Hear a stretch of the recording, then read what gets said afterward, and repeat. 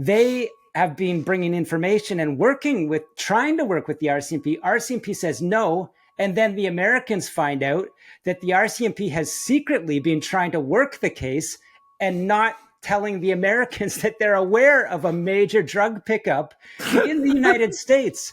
So now we have the US government senior officials going, you cannot prosecute a case. You didn't tell us you knew there was a major pickup in, Las Vegas, Los Angeles, Miami.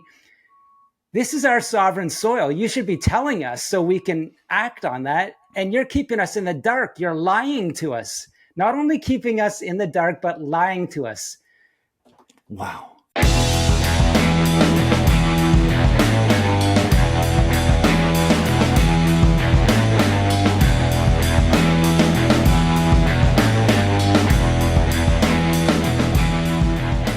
Sam Cooper, my brother, back as promised. How you doing, man? Good. We're back for part 2. I remember we ended last time on the Fentanyl Czar, and I've been breaking stories since. Yeah, well, we had to double up on the Bureau hats today. Check them out, guys. You can pick them up, bureau.news. Yeah, dude. Well, it's funny. I listened back to our last episode this morning while I was driving, just kind of like trying to remember some of the stuff that we talked about. And I guess, I don't know, I don't listen to my podcast episodes. So, but when you listen back, as an outer view of the conversation, it is just wild to think that we're here, like listening to the stuff you were saying. I'm just thinking, how is this real? Like, how is any of this happening? Yeah, I tell you, I listen to them. As you know, I'm a bike rider, so I listen to them and go, oh, my parents did a very good job. No. No, I think that I've been hearing, whether it happens or not, some people are saying we should get you up in front of U.S. Congress and testify on what you know about what's going on in Canada. I just saw a post on X today that Senator Yuen Pao Wu, who we've talked about, is starting another one of these crazy names for a United Front operation, saying that let's speak about how any talk of Chinese foreign interference in Canada is exaggerated and is a fear of the other and all this BS. So It's like, I know all the players in Canada. I know they're greasy lawyers. I know the gangsters behind them. I know they've been in X casino in Markham.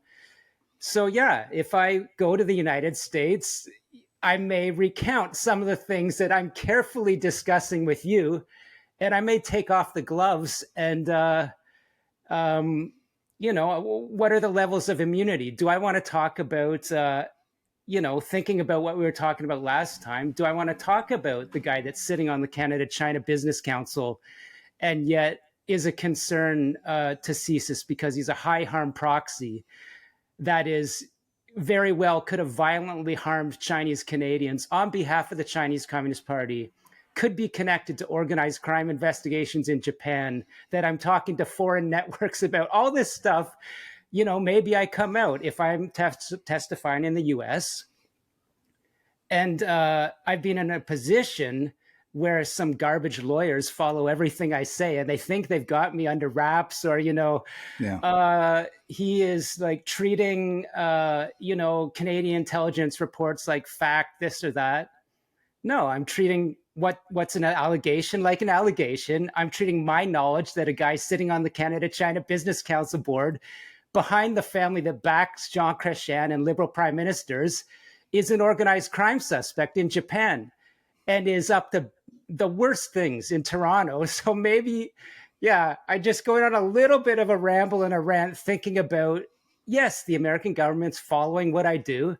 Yeah, we're deeply infiltrated by Chinese Communist Party networks who are very conversant with a powerful Senator Yuen Pao Wu. And I'm a Canadian. When I sing my anthem, I get choked up and I can't even, when I'm in public, sometimes I have to stop singing because I'll start crying. This is how much I love my country. This is how much I'm willing to defend my country. And, when I listen to our discussions, I'm being very careful because I know a lot more that I'm saying. And if we had real courts, it could be proven in Canadian courts, and some of these people would be going away. Yeah, and that's where we're going to set our focus today. But before that, Sam, I don't, for anybody watching this, like, you guys have to understand the level of sacrifice this guy has made to tell the truth. I mean, Sam, you don't ever talk about this stuff publicly, but I've commented on it in other episodes, like the level of harassment, the lawfare, the things that you have gone through, the hoops that you've had to jump through just to do your job. And guys, Sam Cooper is one of a handful of top tier journalists in the world, and he just so happens to be one of ours.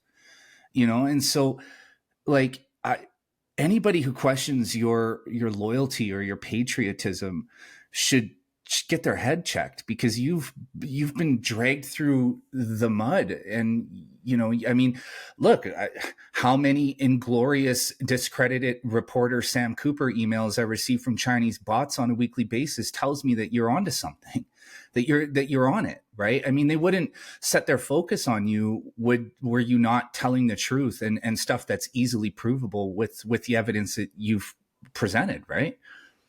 Yeah, and it's unfortunate that we have self-satisfied, bureaucrats in Ottawa that are only worried about their position within the Ottawa bubble and their next job promotion, and are turning a blind eye to fentanyl networks when they actually, as we discussed last time, Canada has legal impediments and they're serious. We need legal changes. But when I think about these issues, I always think about, the case of Robert Willie Pickton murdered countless vulnerable women, was tied to the worst networks, very likely tied into the biker networks, it sickens me what people like him did in Vancouver's downtown east side, while governments let that open air drug market sourced from China grow and let pigs like that, man, slaughter a lot, to be honest, like a lot of First Nations women that were drawn into that hellhole. And so I was thinking, I covered yet another inquiry in Vancouver where it came out that the leaders of the RCMP and Vancouver police they basically knew that this guy was operating that slaughterhouse out in the Fraser Valley. And it took a lowly constable one day to just say, I'm marching onto his farm. I don't even know if he had a warrant in his hand or not. I believe, maybe, I don't know the legal process in that case, but it took a low-level constable to march onto that property solo with the search warrant and end that hell, right? And get that case moving forward. And it just shows you that Canadian police leadership, there are good ones, that are trying to force change through, but there are so many weak leaders in Ottawa. And the more I talk to my friends in the United States, I just think, look, these are people of integrity. They care about facts. They want to stop drugs. They want to stop crime. And if they say something happened in Canada, 2 or 3 credible ones, and the RCMP are saying the opposite, I believe the Americans. I do too, unquestionably. And just a comment on the Picton farm. I grew up in East Vancouver, and we knew about that farm for a long time. I mean, just kids on the street. I mean, it was like a running joke that, like, hey, I'll send you to the pig farm. It was common knowledge that was going on. I mean, now as an adult, as a grown man, and maybe prior to our conversations, because it's not so mind bending to me, knowing how convoluted and incompetent our agencies are here in Canada. But prior to that, it's baffling that nobody just went and took a look, that it was common knowledge what was happening there, and nobody was like, hey, let's go see what's going on. And I think a lot of it had to do with the fact that, what the people that he was murdering were considered throwaway people. These were, young or middle-aged, First Nations women, mostly from the Lower East Side, women who were addicts or prostitutes, and nobody cared. And it wasn't until that one constable walked onto his property, started looking, that the whole thing came to an end. And that's all it took. And it's just, it's Canada. That's Canada. That explains it all in a nutshell, right? And similarly, why are we not responding to these fentanyl deaths? Why does Yeah. it take the US government to say, actually, President Donald Trump hates drugs? He's got a lot of audience in the DEA and these other agencies that have been banging on the table for years. Kids are dying and nothing's happening in the States. Now they're on it to the point where they're willing to open up on a boat from Venezuela with a missile, right? That should tell you that if you're close to these cartel networks in one of the 40 countries that was mentioned on Fox TV from a senior official the other day, and that would include Canada, yeah, now you need to start being afraid, because whether Canada's government is ready for the challenge, they should know that quite clearly U.S. Special Forces are starting to cast their eyes far and wide at targets. Yeah, and to be clear, like my position on this, for people watching, like where I grew up and the guys I grew up around a lot of people who live in the gray and, let's say, black areas of the world of life. But you see, there's a difference between, being at a party and, a couple of people doing bumps of coke in the bathroom, whatever. I've always been a weed and psychedelics guy myself, not much of a drinker, nor was I ever into pills and powders. But my attitude around drugs was always pretty laissez-faire, to each his own, do what you do. But the problem here is that with fentanyl, this thing has grown out of control. And now, as an adult man with a teenage son, I'm seeing how the fentanyl crisis is, part and parcel with the methamphetamine issue, with the cocaine problem, with, virtually cannabis. And I'm a cannabis user. The cannabis, with the cannabis market, they're all tied together. They're all tied together. And if you're a parent, it wouldn't take much for you to get that horrible phone call, whether your child is still in high school or went off to college and for the first time went to a party and decided that pill being passed around they'd try. You could be that parent that gets that call too. Yes. I've talked to them. And I've talked to the US officials that have had it with that. Yeah. So where is that righteous streak in Canada? Where is it? Absolutely. And that's exactly what I was going to say. It's not a matter of just having fun at a party or in a nightclub or, eating shrooms at the lake with your buddies anymore. It is literally a matter of you're taking a pill or doing a bump in the bathroom and you don't know what it's been contaminated with. And next thing you know, you're dead. And I can name off the top of my head at least 15 people in the last 10 years that this has happened to, where they were at a party and they did a bump of coke in a bathroom that was tainted with fentanyl, and that was it. They died. And the problem is that Canadian law enforcement and our courts and our government have done virtually nothing to stop this. And so, Sam, that's where I wanted to start our conversation today, because under Justin Trudeau, Canada nominated a fentanyl czar to tackle this problem. And it seems like ever since he was announced, which was back in February, I want to say, we haven't heard anything from him. I've pretty much forgotten the guy's name by this point. So, Sam, can you jump in here and tell us what's going on? Yeah, this is Kevin Brosseau. By all accounts that I've heard from inside Canadian government, a nice man, an intelligent man, I believe, a lawyer, has worked a lot in the United States. I believe came from the RCMP, most recently working in fisheries. And people would say, how could fisheries ever connect to drugs? Well, it doesn't. I don't know if that's why he was working there, but the trade in fish very much does connect to Chinese organized crime networks. That's another story. But they're in everything. They're in everything. Let's just, they're literally in all areas in Canada. But the point here is that, yes, he is from within the inner circle of Ottawa bureaucracy that from a distance, I would have said, very unlikely to shake and rattle the boat or talk about the things, be banging the table. I'm the fentanyl czar. We have this Stinchcomb law where we cannot even cooperate with the United States when they give us a tip on a fentanyl lab. We need to get this law changed. Someone like Brad West, who I advocated, the Port Coquitlam mayor, should have been the fentanyl czar. Whether a lawyer or not, he cares enough and he's trusted enough by the United States that he would use that position to push for change. He doesn't care about pissing off fellow politicians and making them look bad. Right. He would take that as his job, right? I know it. Mr. Brosseau, as intelligent and smart and full of integrity as he likely is, I was told, I asked a US source these very same questions. I've been hearing for months that no matter what is coming out of Prime Minister Mark Carney's office, the same flacks that, you heard from Justin Trudeau's office, the same, liberal ne'er-do-wells that know nothing about organized crime, know nothing about Canada's vulnerabilities, nor care to learn, but will say we're on top of it. I was hearing that it's all performance theater from Ottawa when they say we're spending $1.4 billion on borders. We have some choppers. And yeah, I think they have those choppers up in the air in Gananoque or out in BC. They may even spot a low-level backpack going across the border or something.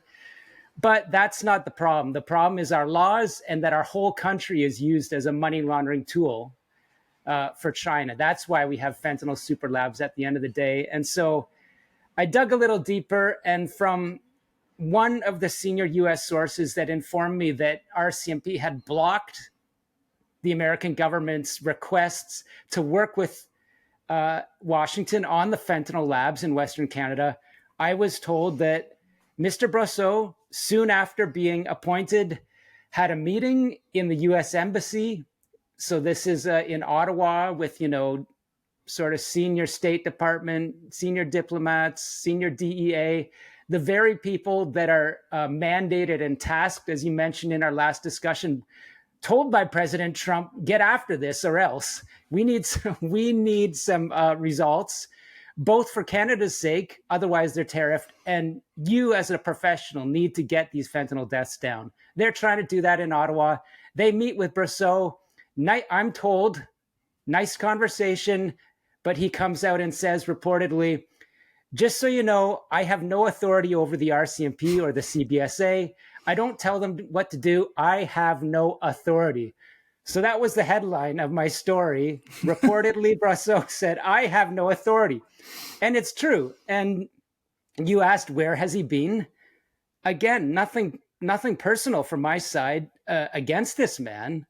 I'm a Canadian coming, from a knowledge basis. I'm a Canadian who chokes up when I'm singing the anthem. This could be a position that does something with the right person. But for a person on their first meeting to tell the others, look, I got no authority. I'm willing to have the conversations. And so I was told that the US Embassy people went away from that meeting say, why are we talking to you then? You just told us you have no authority, right? So it confirmed my suspicions that it's more theater. Canada doesn't, rather the Liberal government doesn't take that fentanyl czar position seriously. I posted a press release for my story of Mr. Brosseau sitting beside David McGuinty, who was the public safety minister, now with defense, looking very serious and talking about force multipliers across from the RCMP commissioner. These are all officials that aren't doing anything about fentanyl. I'm told by, again, senior levels up to Derek Maltz of the DEA. He very diplomatically said, look, using his voice, I like these RCMP guys in Canada. Every time I talk to them, they want to do the right thing, but they're just belabored under archaic laws, systemic. They're so far behind, they can't do anything. And so that's just, whether it's Brosseau, Commissioner Dahim, whatever our revolving door of public safety ministers is, we've had what, 3 to 4 in the past, the Trudeau and Carney regime. The most recent who is recused from acting on Tamil Tiger files, which is another, Good one. That'll be well respected in Washington. Look, not serious, but Brousseau, again, smart guy, lawyer, inside circle bureaucrat. I didn't think he was going to do anything. He told the Americans reportedly, I have no authority. And that's, I mean, look, like, diplomacy aside, that's just embarrassing to send a guy to the US Embassy to talk about fentanyl with people who have a very real interest in solving this problem. And, you know, sitting down with them and saying, you guys can tell me whatever you want to tell me. I'm happy to have the conversation, but I have no authority on the matter. There's nothing I can do. We might as well have sent you there. You would have been far more effective. You know more about this. Maybe more respected at this point. Probably more trusted. Yeah, I've honestly said, if Mr. Brousseau called me, I would say, before I said I'd willingly share my knowledge of what's going on in Canada. And I would tell you what I'm hearing from the Americans. If they're not telling you straight up, and I'm pretty sure they're telling you straight up, This is how the people that came before you in Canada are seen. Meeting after meeting, whether it's under Bill Blair, his successor, glad handing with American officials in Ottawa. We take fentanyl seriously. We're going to work with you. And then nothing happens. The Americans go away and they brief their seniors saying, and this is real talk, I'm telling you something I've been told and believe. When you have a meeting with the Canadians, it'll be the best meeting you ever had. You'll go away thinking, we really got our point across on fentanyl, and nothing will happen. Okay, so if I'm sharing this with the people that follow the Bureau, do you care about tariffs on Canada? Well, if you care, then you should know that this is how your government is seen, no credibility. So do you want to fix problems, or do you want to live in the Liberal bubble and their little media helpers in Ottawa? Again, I've run out of patience, right? I'm tired of these people with their big salaries, whether they be at CBC or the Globe and Mail, not reporting honestly, and really being palace scribes, holding up sort of the viewpoint of that little Ottawa bubble without looking critically at your own government to say, where are the solutions here? You know, and if I'm reporting on the United States and I see their government's doing something wrong, I'll be equally as candid and probing. And you know, and look, man, you brought up a very important point, right? Is that, like, look, when you look at the American government, there's all sorts of nastiness and corruption and dirty shit happening in there all the time. I mean, you could close your eyes and pick a congressman and look into his, look into his past, look at who funds him, and find a million different things, right? Look at their sudden wealth, which is an emerging area of interest. Right. They become stock trading geniuses. Right. But in Canada, we're like 6 degrees below that, where we're looking at this like, what does this person do? Why are we paying them? What authority do they have, and where is it, and what is their expert? Like, what it seems to, what the Canadian government looks like to me, and it has for a very long time, is that it is a congregation of useful idiots who have managed to fail upward for their entire lives, based solely on their social networks and the titles that they've held. That's what it feels like to me, because every time we talk about these people, like this Kevin Brousseau character, I'm sure he's a very nice guy, probably somebody I'd love to sit by a lake and have a beer with. But his job isn't for me to like him. His job is to figure out this fentanyl problem and solve it. And he goes down to the United States, who is not only, or at one time was, our closest ally, but is also the world police, let's say, right? And he goes down there. He is the guy who is supposed to be on top of this. I mean, I'm sure they're expecting a file this big for him to go through and give them his notes and tell them these are the organizations that work in our country. These are the key figures. These are the people you need to be watching moving across our border. These are the people we should be keeping an eye on. But instead just goes down there, shakes hands and says, hey guys, I'm here for no reason. So thanks for lunch. Yeah, thanks for lunch and tea. And the Americans go away and see that Privy Council office photo of him sitting beside David McGuinty, looking very serious across the table from the Commissioner Dahim, talking about force multipliers, and they're laughing. Who's the joke on? The joke is on Canadians that are this person getting a nice salary of whatever it is, 200, 300,000, doesn't really matter. It'll be a solid salary. And for theater to Canadians. But what's that to say? Again, if you gave that to Mayor Brad West from Port Coquitlam, he's going to use that position because he knows how to use political messaging to the public to show areas of deep concern. He's not afraid to go to a meeting, and he has, with the Chinese consulate in Vancouver, meeting with BC municipal politicians, and drop a box of Timbits on the floor with the picture of Michael Kovrig on it and say, you're stepping over our Canadians, right? Yeah. That's the type of mentality and morality that could effect change with that position, because they'd say, I'm here for, or I think he would, and I would, I'm here for as long as, the government will have me. And while I'm here, I don't care if they like me or not. I'm going to be saying, we need the new RICO Act. We need a carve out around this Stinchcombe garbage that doesn't allow us to work with the Americans and Australians. Yeah. And it's up to parliamentarians to make those changes, right?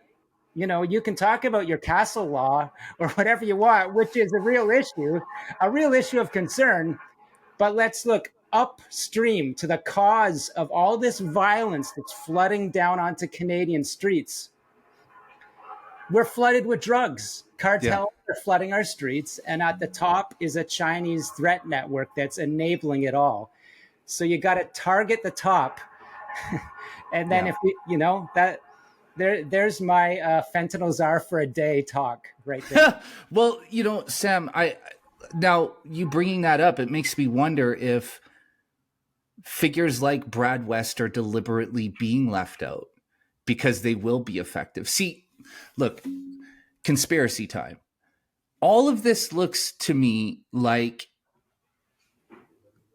conspiracy and collusion masquerading or masked by incompetence.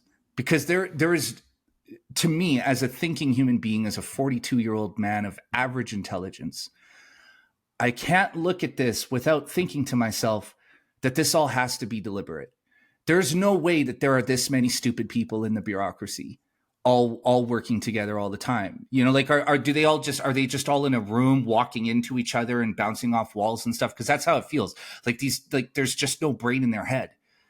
This is the view from some people in the U.S. Law enforcement establishment do believe that it's political theater from Canada, that there's no intention for that Fentanyl Czar position to be meaningful, certainly under Justin Trudeau. Again, Mr. Brousseau, if he took up the cudgel and used whatever capital he's accumulated as an Ottawa insider and decided to burn it and get something done and get the Canadian public behind him, I've got some stories to tell, and it's not going to be pretty. He'd be acting like Derek Maltz, the former DEA chief, who goes up to testimonies in Washington with pictures of babies that are now dead, by the time they reach 20 because they died of fentanyl. That's heart, that's integrity, that's wanting to save lives. That's why I say, where is that moral urgency in Canada? I haven't seen it in Mr. Brousseau. I'm not being personal at all. I've just indicated that that's inside me, and I think it's inside Brad West. Not to hammer a point, but there's examples of the man acting like that, being outside the political channel and bubble of comfort that most Canadian politicians reside in. Well, it's a sad day when, the people that we elect and the few who actually take their job seriously are considered outliers. You know, Yeah, like that's it's extremely sad. And the thing is like with Canada, the thing I always ask, and you know, you and I have been doing this for what, almost 2 years now. The question I always ask is why? Why? Like why don't we care? If you go to Vancouver or Toronto, the problem is obvious. I mean, shit, even here in Alberta, you can go into Calgary or go 2 hours north to Red Deer, where it's like a fentanyl bomb exploded. I mean, Red Deer of all places I mean, it's the Walking Dead. And why don't these people care? And is it just because these are metropolitan Canadians who very rarely come in contact with this issue? Or is there a deeper disease? And I think, Sam, through the 2 years worth of our conversations, the book that you've written, the thousands of articles that you've published, I think we have evidence of a deeper disease. Would you not agree? I do. On the one level, what you and I experienced in Vancouver, quite clearly, that was the epicenter. And 10 years ago, you'd go across Canada and you wouldn't see any of that activity.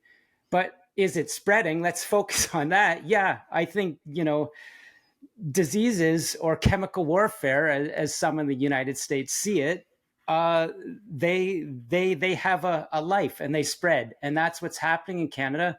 As I've said, the root of all evil there is the financial structures that bring in dirty money globally. And that, you know, the drug trafficking grows out of that. It becomes a snowball. So that's what's happening morally about Canadians.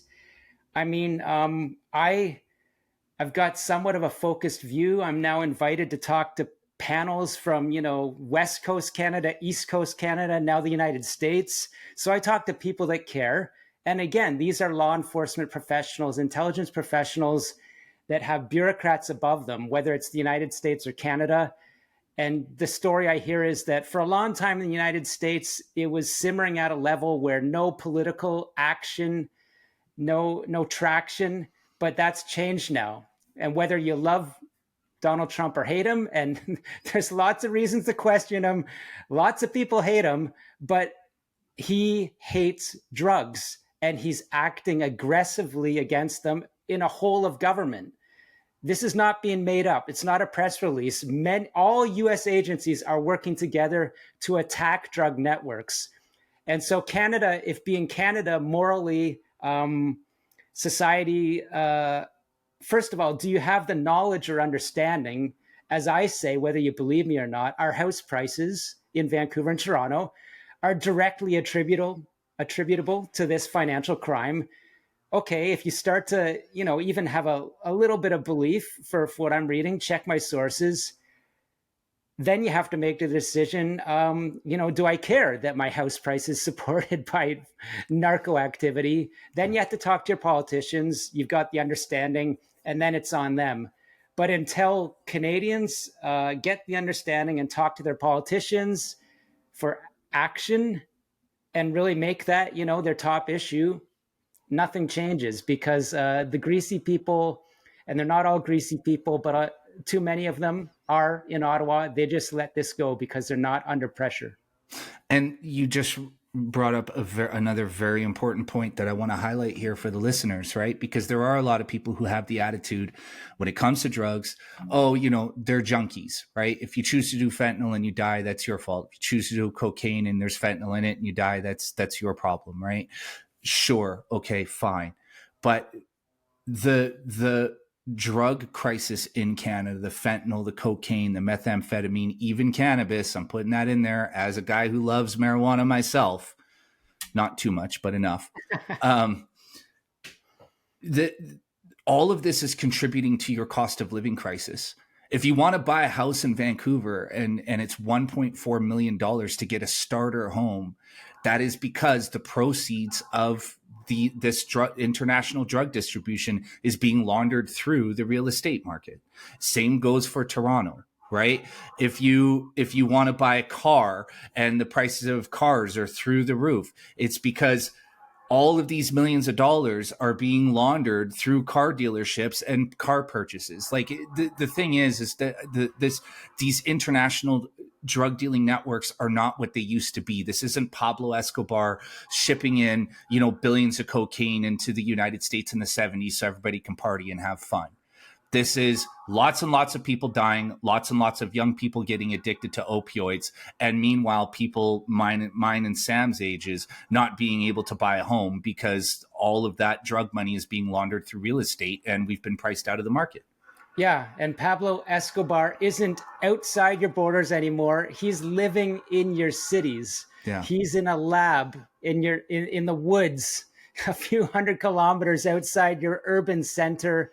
And Canada was a marijuana source country, but before it wasn't a cocaine heroin source country. Now it's the replacement of those drugs, methamphetamine, fentanyl, produced in Canada. That's right. And becoming a source country, which is crazy. And I believe that, again, when we're seeing, people rampage through liquor stores and clear off the shelves, when we're seeing brutal human trafficking, we're seeing home invasions. I've got an untested theory, but I know that organized crime groups are scooping up money from any source they can get it, whether it's an underground casino, and I'm saying could be like sweeping up a liquor store, getting that for drug importation and production, because that's what Canada is becoming. That's right. And look, guys, another comparison I want to draw here for you guys is, if you know anything about the Italian mafia, they were very powerful in the 1950s, 60s, 70s, and into the 80s, and they owned a lot of American politicians. But the difference here is that they were purchasing American politicians so that they could get gaming licenses in Las Vegas, or get, this contract, that they were construction contract that they were trying to get through approved. The difference is now is these people are selling a highly dangerous, deadly drug that is killing, tens of thousands of Canadians and Americans. And not only that, but these people have their agents installed in the governments, the municipal, the provincial, and even the federal governments. So this is to a much wider degree. This isn't just some Italian mafia stuff. This is a whole nother level. This is a whole different game. And that's what we're looking at here. And Sam has been on top of this story for 10 plus years. He's watched it develop. And now we're at a break point where this is literally sinking our country. Now it's a matter of saving our country, because we have, again, the world's largest military and intelligence base in the United States looking directly at us and basically saying to us, what are you doing? And how are you going to fix this? And if you're not going to fix it, we'll fix it for you. Yeah, absolutely. They see Canada's use as a global drug hub as Canada's number one national security threat now. So I've talked about how China, at the end of the day, in many ways is the greatest threat to Canada, but the most present one is the drug threat, bringing together Chinese Communist Party and Mexican cartels. And the US government won't allow Canada to, through trade and open borders or porous borders, threaten American lives anymore, right? America's got all kinds of its own problems. It also has the power to come down with a frickin' hammer when it wants to inside its country. And now that hammer is starting to look at Canada, and the tariffs are an iteration of that hammer in a way. Yes. So Sam, I want to, while we're on this subject, I want to pivot to a recent story that you ran. I think it's the most recent. I think it's currently pinned at the top of the Bureau for people who want to read it. You dove into the trucking aspect of this. And the RCMP, for our American listeners, they are our version of the FBI, and their work, or maybe, or not, I wouldn't even say work, their contact with the DEA.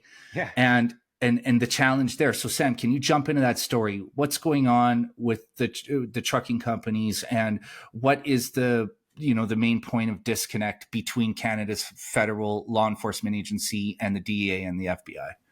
Right. So this is the next leg of the stories I was talking about in our last discussion.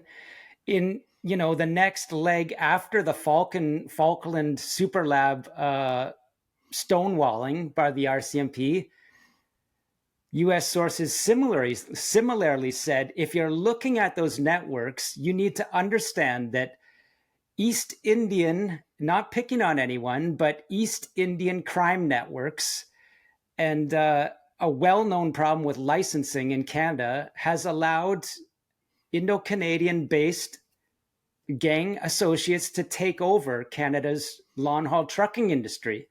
And so Canadian trucks are driving at a crazy amount into the United States to pick up uh, Mexican cartel cocaine and methamphetamine, very often in Los Angeles, where networks come together. And then it is brought back up all across Canada, especially British Columbia, Alberta, the prairies too, Quebec, Ontario, through First Nations lands, uh, open season. This is coming up into Canada and has been for a long time.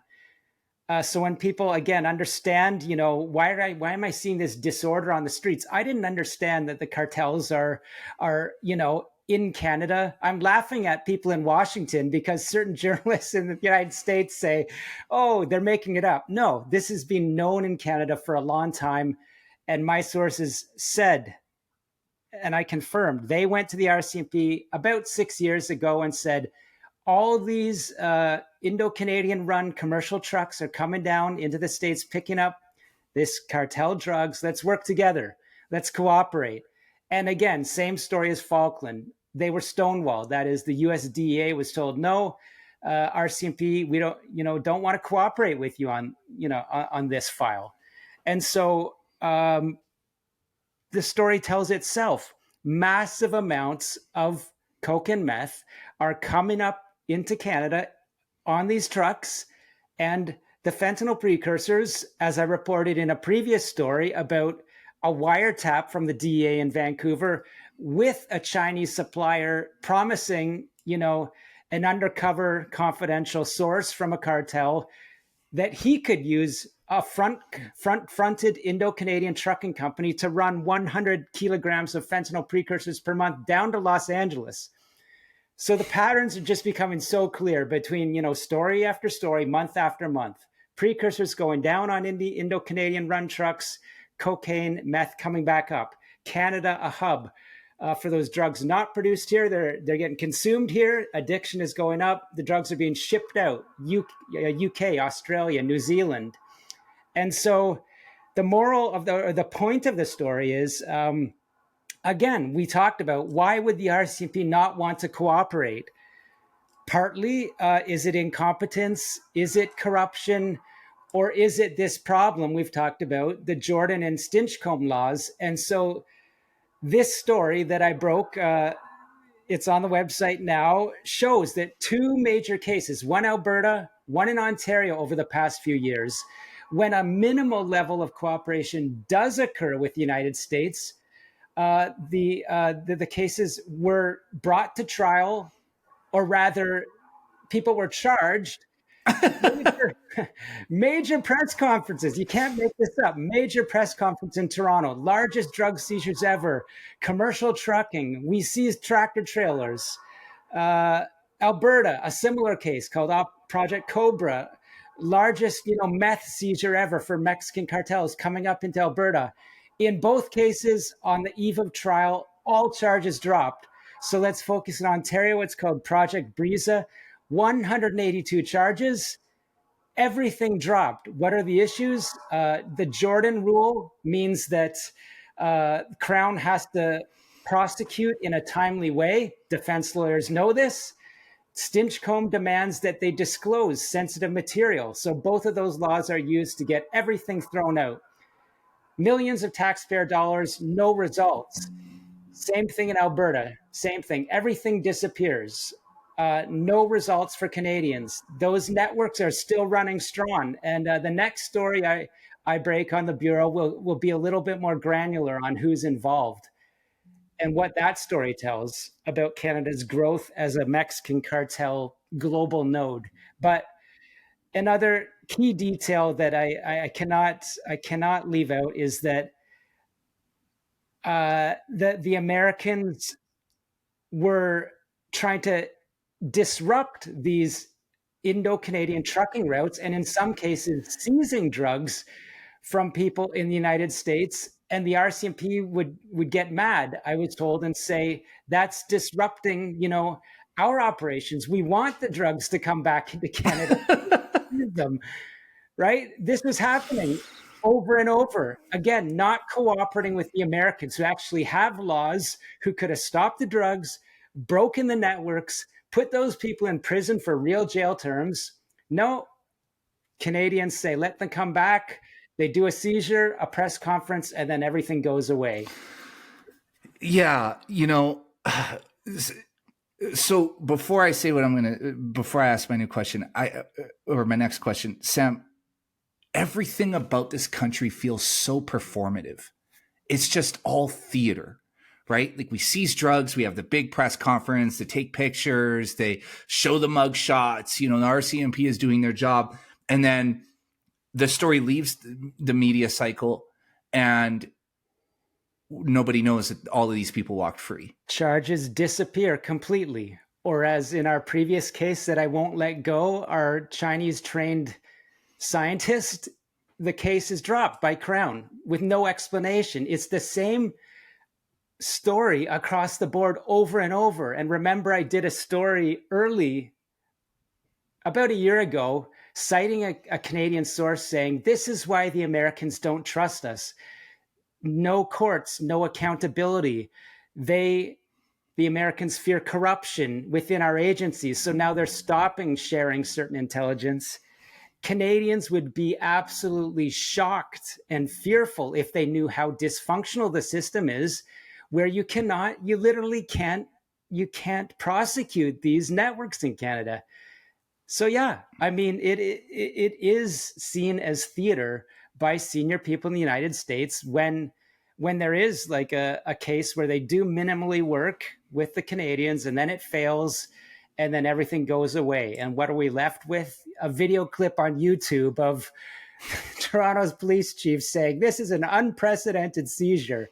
A couple years later, I tell the story of what really happened there. And here's what really stands out to me. So, okay, you have the DEA on the American side, watching these trucks making their way to Canada, knowing that they're just jam-packed full of heroin and methamphetamine, fentanyl precursor, and all sorts of shit, right? Yeah.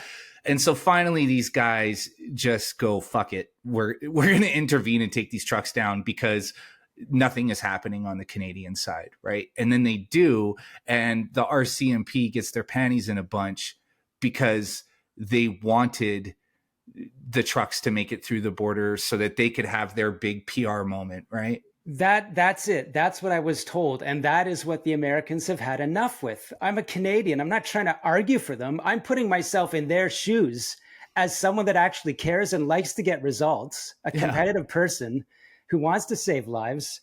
If I was them, I would be saying, not only do you get mad at the Americans for doing their side and actually stopping it, so they don't get to have their press conference and like tell CBC that they seized a bunch of drugs and then no one asks a few years later that everything went away. Or maybe, I won't be too harsh. There have been a few good CBC stories on Jordan, the Jordan rule.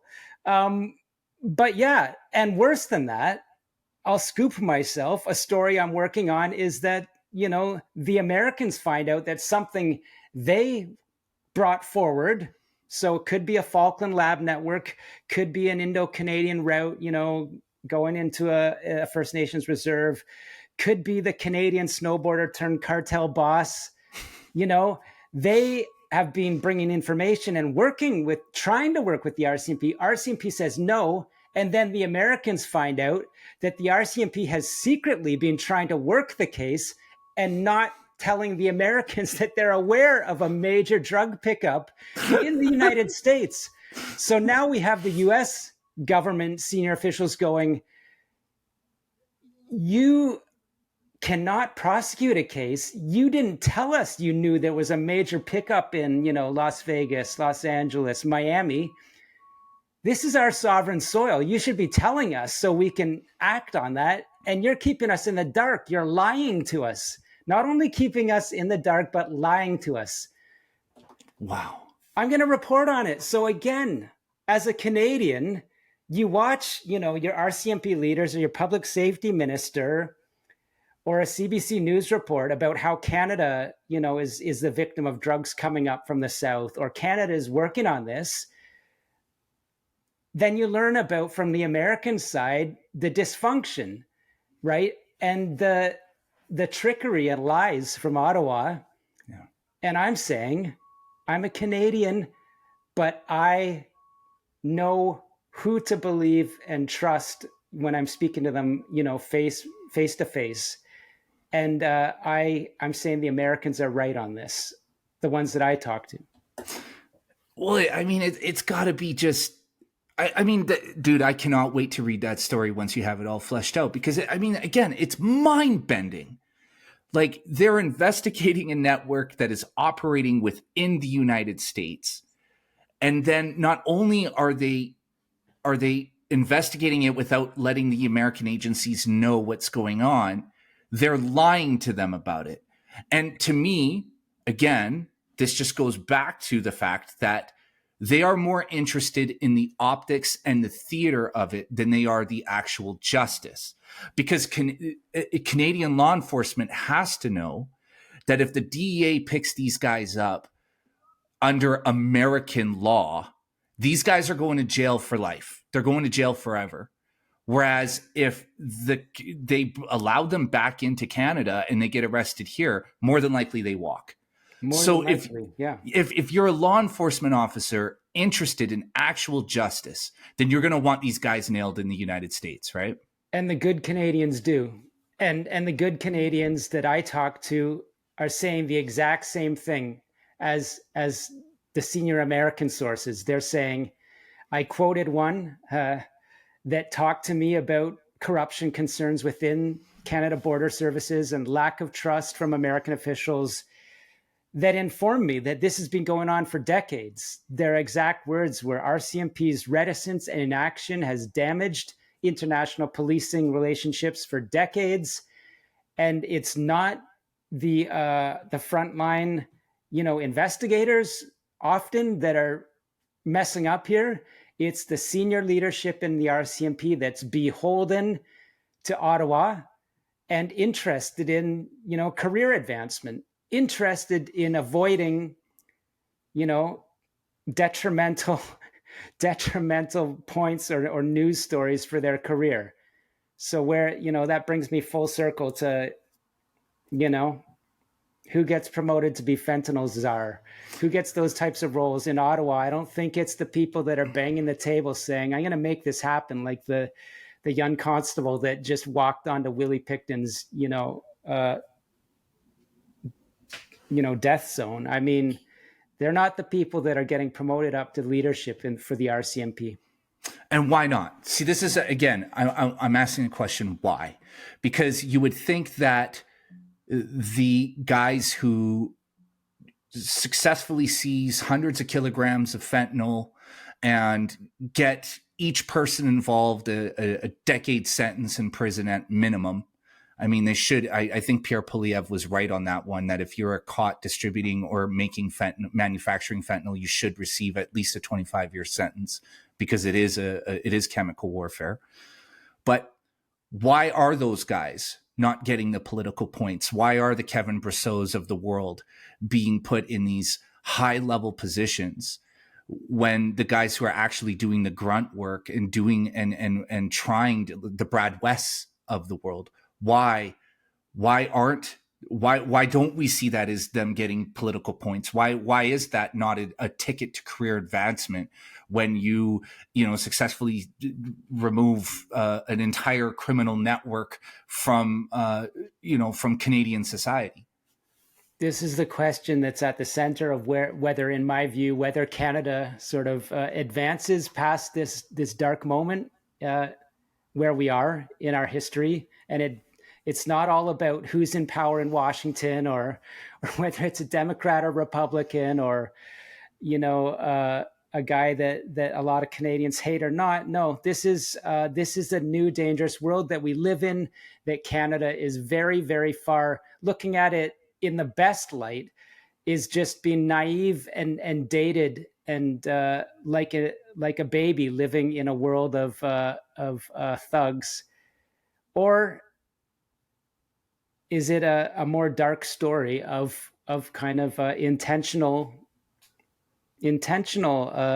not wanting to get to the bottom of who's really involved in these networks? And I've said before, that last one is a troubling question, but some are asking it. They have to be.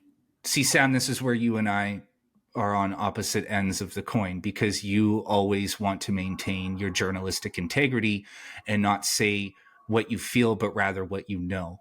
But I traffic in what I feel.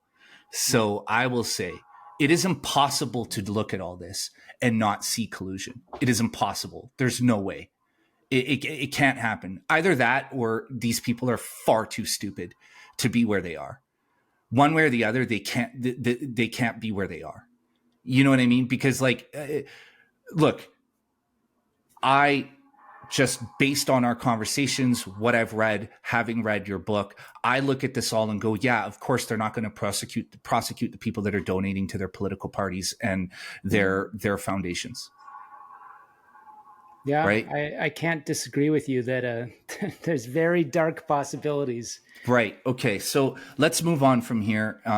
Sam, just before we wrap it up, because I know you got to go very soon, I want to talk about the court aspect of this, the Canada's criminal justice system. Now, in our last episode, we talked about the Stinchcombe law, and for people who may have missed it, it's a law where the law enforcement agencies, RCMP, and police, are required to reveal all of their evidence to the defense, which is insane. Which is insane because it allows gives the defense all of the time in the room in the world to create a defense against this evidence, right? Which essentially tilts the scales of justice in favor of the perpetrators. Sam, can you break down the Jordan law? What is that, and why is this relevant here?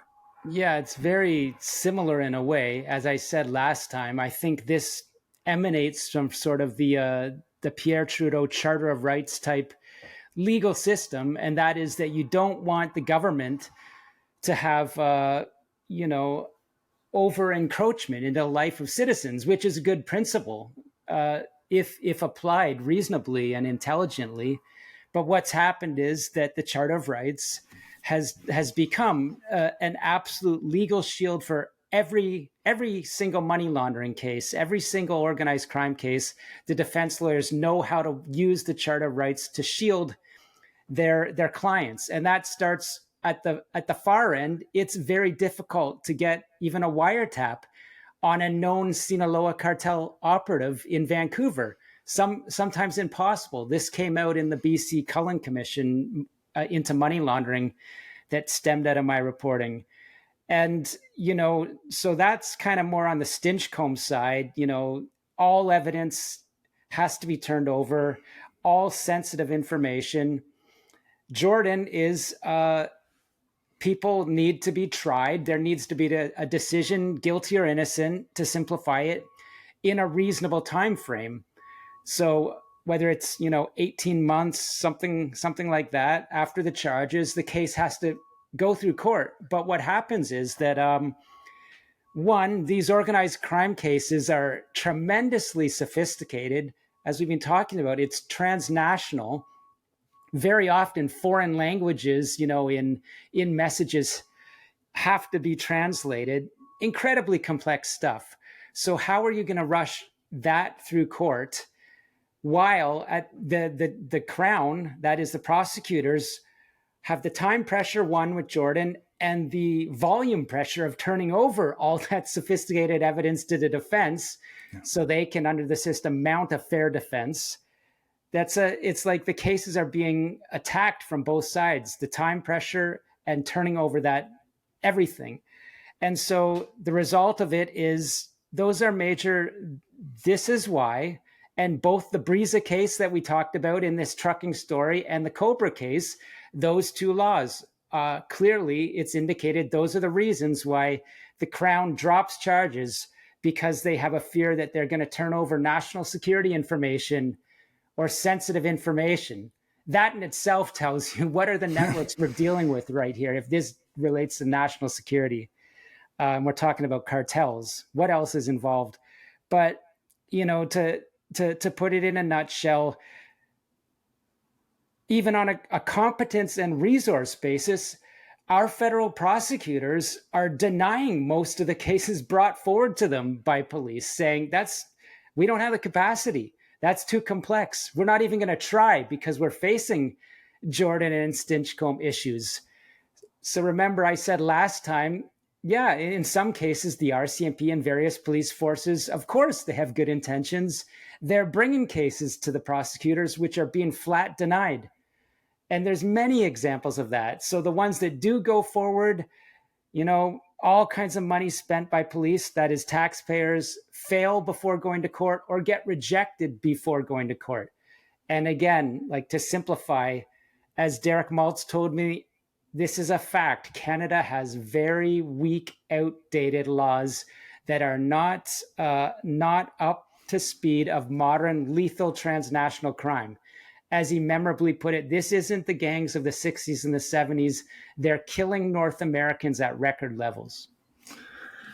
So, man, this is just so, oh, God, man, every time I think about this, it breaks my brain. So basically, Canada, from a legal structure standpoint, does not have the capacity or the framework to deal with organized crime. And that's why organized crime thrives in this country. Absolutely. And when I think about it, it's taken me 10 years to fully get my mind around this. Sometimes I walk away from the file and I come back to it and I shock myself again. Can it be that bad? And yeah, it is that bad. And it just gets worse and worse because the crime networks get stronger. Another Right. point, made by some of my sources in stories, whether I've reported that sometimes I'm like, have I reported that quote yet or not? But yeah, and I think, how many Canadians actually understand this? Okay, the Bureau has 30,000 subscribers. They're listening to you talk. We're talking about these issues. There's even some good CBC reporting. There are one or two people that do some good work on this. But how many Canadians really understand that we're almost defenseless against these invasive mafias? I don't know, like more than 3, 4, 5%. I probably not. And so, how's it going to change? Yeah. And, like the thing that goes through my mind is, look, in Canada, prior to 30 years ago, we didn't really have much to worry about because they were all biker gangs and, cooking, meth in a bathtub, making blotter acid in their garage or whatever, right? But now we are at this place where we have Mexican cartels, we have Chinese organized crime, we have Iranian organized crime and terror networks, because those go hand in hand. Yeah, all operating in Canada because they realized that number one, not only are we weak in terms of our law enforcement, in terms of our justice system, but we are right on the other side of the border from the United States. We are the golden gateway to that country. So now it feels to me like the Indians are circling the wagons. And yes, I said Indians, not First Nation or Aboriginals. Yeah, I'm Métis, so I'm allowed to use those words according to the DEI folk. The Indians are circling the wagons. The chickens are coming home to roost, in other words. And now we are in this position where basically either we have to find a way to fix this, find the strong men amongst us, the Brad Wests of the world, potentially even the Pierre Poilievres if he was serious enough, and either get on top of this problem now or really actually face potential annexation in the future. Because as you have said multiple times throughout this discussion, Donald Trump isn't playing with this drug stuff. He's not joking around. And we've already fallen on the bad side of the United States diplomatically. We send down our fentanyl czar, who apparently could have just been any guy off the street, right? Like every time we interact with the United States in any way, shape, or form, we just humiliate ourselves, which makes matters worse. So we are in a position where, we are literally coming to the crescendo of this. And I don't know how this ends, but Sam, it can't end well, right? It's not looking good. It's not looking good, and I just think we talked about it before. This is why I thought the last election was kind of crucial and do or die. And it's never too late to improve the situation. But I do agree that you know I can't. It's hard to conceive where to from here. That's another political discussion of what happens when our parliament starts up again. It almost seems like the opposition has, a little bit of renewed energy. But how long can we do this cycle, right? I mean, I don't know. It's another conversation, kind of where to from here, but it's very hard for me to see anything positive from the Canadian side at this point. And it's important also to note that this is not all just the product of liberal policy, right? This has gone on to a succession of liberal and conservative governments in Canada. This is a Canadian problem. And, Stinchcombe and Jordan and all the other buffoonery that occurs, within our justice system and within our law enforcement and within our bureaucracy, it belongs to everyone on both sides of the aisle. And the problem is now, Sam, is that it feels like a cancer that we've let get to stage 4. And the only person who has, the remedy happens to be Donald Trump, who's aiming his radiation shotgun directly at our faces now. Like, that's where we are, Yeah, I mean, to your point, I agree that some political parties are more open to reform, and what I'm saying, you're not going to get away from this and turn the page without deep legal reforms. And that brings up the sacred cow, not to get off topic, but this is the topic of the Charter of Rights. And like thousands of lawyers who are standing in the way of the changes needed. So yeah, I do think it's a legal problem. It's a lawyer problem in Canada, even as much as a political problem. And that it's hard to see the way forward, but the silver lining is, like I say, I keep getting invited to these panels, a journalist being asked to talk to, 20, 30 year law enforcement veterans. That's telling me that, there are people that care and want solutions. Well, Canadians, when you see a bunch of special ops paramilitary guys leaping out of B2s over Vancouver, you know exactly why. Sam, I know you're about to name some names. I know you're about to go deeper into this story, so I'm going to drag you back in here in a couple of weeks, man. We need to continue this discussion because brother, I say this all the time, man, but I feel like you are the guy who's going to crack something. I mean, you already have, but I feel like you're in the process of connecting a series of dots that are going to alter the course of history for not just Canada, but the United States and the future of our two countries. I appreciate it so much. It's a heavy weight, but I mean, and I wouldn't necessarily agree with you, but I can say that it's a reality that some people are saying you should testify in the United States.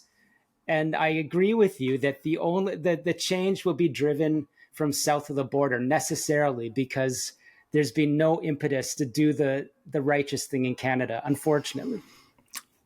Brother, with what you know, I think you deserve to have Donald Trump's ear directly, not just a congressional hearing, but to sit down with the president of the United States and explain exactly what's happening. And strangely, as wild as this sounds, I think you are far closer to that moment than you know. Everybody I talk to, people reach out to me, and I say this a lot, but I have a lot of U.S. military guys, and I just so happen to have a couple of people that I know now within the Trump administration who are all very familiar with you and your work. Like, the thing about Canada is that we're very isolated, and Canadians watching this, you may not know this, but Sam's ringing bells all across the United States right now because he is giving the answers to questions that they've had for a very long time. And so it's only a matter of time before those two forces meet. And I'm just happy to have, like 20 episodes of Brave New Normal with Sam Cooper, because you're going to make me a very wealthy man in the distant future, my friend. I don't know, but I do know that we're talking about important stuff, and the message is getting some traction in the right places. So Yeah. Well, my brother, I'm going to let you get back to work because I know you're itching to dig deeper through the layers here. Sam, before you go, tell everybody where they can find you. yeah, we got the double branding on today. The Bureau.news posted on the Substack platform. So go to the Bureau.news, be a paid subscriber, get these stories first thing and the whole stories, because I like to give some stuff away when it's important public interest info. We're talking about what could change Canada. Well, people have to know how bad the problem is, where you cannot prosecute organized crime, and where else would you find that out? So the Bureau.news, and go to Scooper Cooper on X. Ladies and gentlemen, follow Sam Cooper on X at Scooper Cooper. I am a habitual refresher of his feed, and if you follow him, you will be too. Sam also posts a lot of really dope 90s hip hop. So if you're not familiar, you can get familiar there. On the weekend, yeah. And guys, I say this every time. Sign up at the Bureau.news, but don't sign up for free. Sign up as a paid subscriber. I am a selfish asshole. I never like or restack any of Sam's stuff. Do you know why that is? Because every morning I wake up and I open my email inbox and the Bureau is right there waiting for me. I get to read it from my inbox, and it is my morning reading. I read it with my coffee every morning. So guys, if you want to receive Sam's work directly to your email inbox, become a paid subscriber at thebureau.news and help Sam change the world. My brother, I'm going to drag you back into the cave in a couple weeks. Sound good? Sounds good. All right, man. Till then, keep at it, man. Dude, you're onto something. It's getting crazier. See ya. Peace.